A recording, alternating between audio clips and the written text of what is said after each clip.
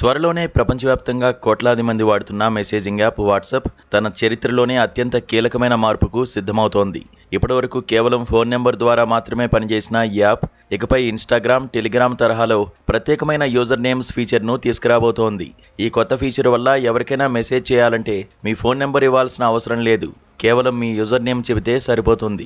ఇది వినియోగదారుల వ్యక్తిగత గోప్యతను పెంచుతుందని వాట్సాప్ చెబుతున్నప్పటికీ ఇప్పటికే దేశంలో సైబర్ నేరాలు విపరీతంగా పెరుగుతున్న తరుణంలో ఈ మార్పు ఎలాంటి పరిణామాలకు దారితీస్తుందోనని నిపుణులు ఆందోళన చెందుతున్నారు. ఈ ఫీచర్ పూర్తిగా వినియోగదారుల ఇష్టప్రకారం నడుస్తుందని, ఖచ్చితమైన యూజర్ నేమ్ తెలిస్తే తప్ప ఎవరూ మిమ్మల్ని సెర్చ్ చేసి పట్టుకోలేరని వాట్సాప్ స్పష్టం చేసింది. అయితే ఈ మార్పు వల్ల సైబర్ నేరగాళ్లకు సరికొత్త ఆయుధం దొరికినట్లవుతుందని సాంకేతిక నిపుణులు హెచ్చరిస్తున్నారు. మోసగాళ్లు ప్రముఖ బ్యాంకులు, కంపెనీలు మీ స్నేహితుల పేర్లను పోలిన నకిలీ యూజర్ నేమ్స్ సృష్టించి సులువుగా మోసాలకు పాల్పడే అవకాశం ఉందని అంటున్నారు. దీనికి తోడు ఆర్టిఫిషియల్ ఇంటెలిజెన్స్ సాంకేతికతను వాడుకుని డీప్ ఫేక్ ఫోటోలు, క్లోన్ చేసిన వాయిస్లతో అచ్చం మనకు తెలిసిన వారిలా నటిస్తూ డబ్బులు లాగే ప్రమాదం కూడా పొంచి ఉంది.